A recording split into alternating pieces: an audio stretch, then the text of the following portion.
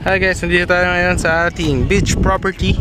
Ayan, white sand siya guys. Ayan, kita nyo, linis.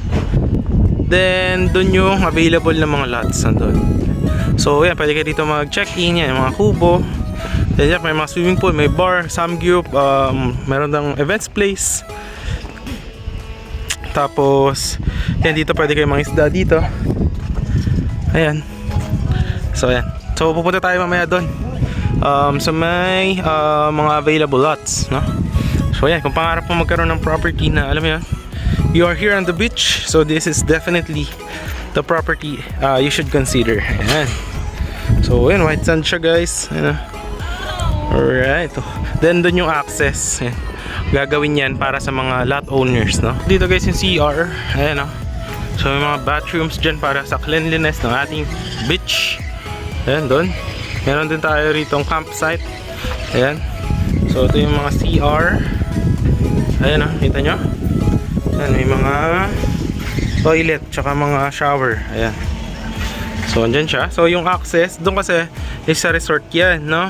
But yung mga owners, ayan, dito yung access nyo papunta sa inyong property. Ayan. So ito yung going to the beach. Ito na siya guys. Undergoing construction. Ayan. So doon yung magiging guardhouse. Over there. Alright. So yan, dito yung mga available lots natin, pre-selling, undergoing construction. Then dun yung papunta sa may beach. Ayun na, tanong mo na yung beach dun. Dun yung access, alright. So papakita ko later on sa ating drone shot, no? And then actually may mga nagpapagawa na ng house dito. Ayan, makita nyo yan dito sa may phase 1, no? So any house design guys. Alright. So minimum cut natin is 150 square meter. Ayan. So for you that's remaining na lamang. So ito yung napapagawa na ng house. Ayan o.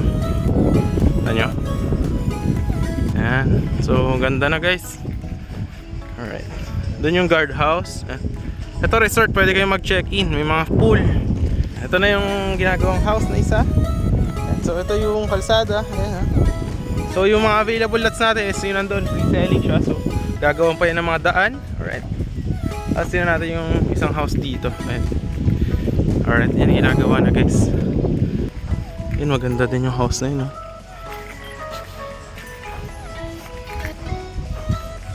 So ito siya guys, yan. Simple yung house, no? So yan yung house design siya guys upon full construction ng ating project.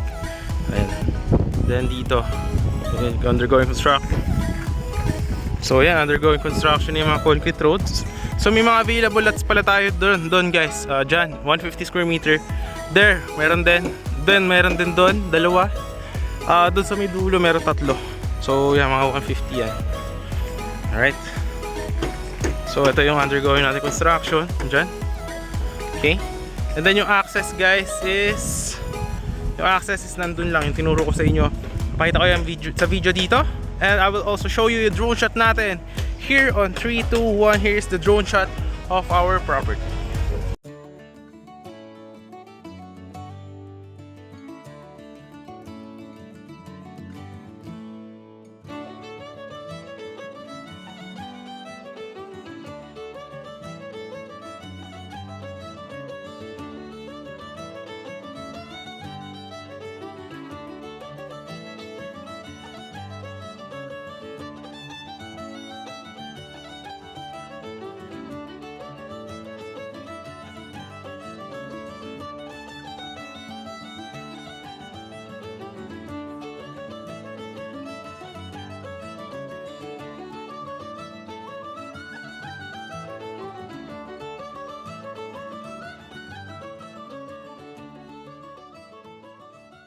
Yun guys, nakita nyo naman yung drone shot ng ating project. So ayun na mismo yung beach, pwede mo siya lakarin. And this one is good for future, for Airbnb potential income, no?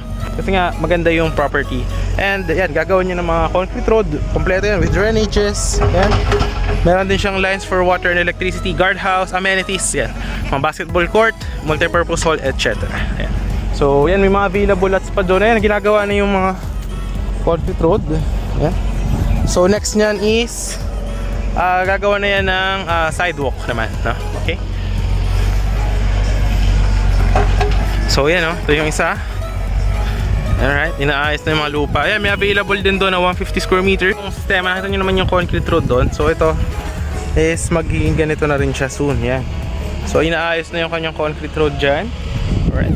So gagawin din yun ng mga guardhouse and ng perimeter fence. Tapos yan, ongoing construction. Ayan. So ang remaining lots na lang natin is around, konti na lang, wala na sigurong 15 lots.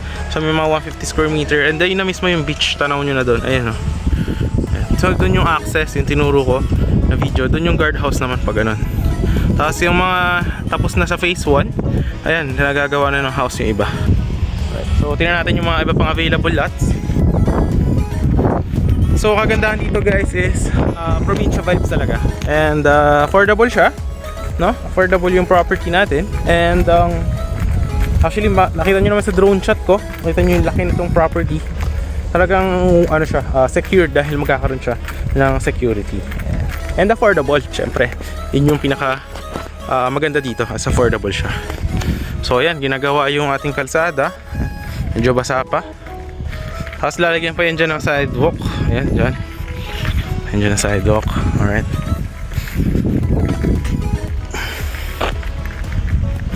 Ayan o, naglalagay dun ng mga inaayos pa kasi itong semento. Nakita nyo yung backhoe para pagka i-level pa yan para maganda yung pundasyon ng ating property. Tapos ito, yan, inaayos na yung mga kalsada. Actually may mga available lots din dun guys, mga 150. Meron din dun sa may dulo kung gusto nyo walang bahay sa likod nyo, perimeter fence. Yan, meron dyan mga last 4 lots. Yan, doon, mga 150 yun doon. Tapos may available din dun banda, dalawang 150.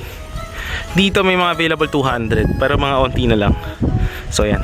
Tapos dyan gagawan pa yan na kalsada dyan, gagawan pa yan dyan ng perimeter fence doon. Tapos dyan may gagawin ding swimming area para sa lot owners. Yan. So ganyan siya guys.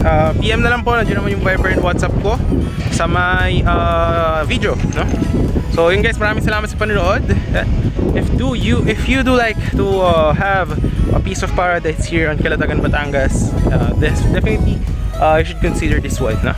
And location niya from the highway is just around 3 minutes to 4 minutes. And if you are from Manila, very accessible siya.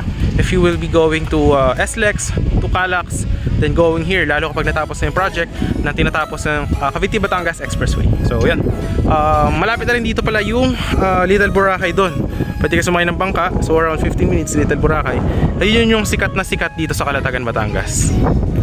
So yun lang guys, maraming sa panonood and ingat po sa lahat. Thanks for watching.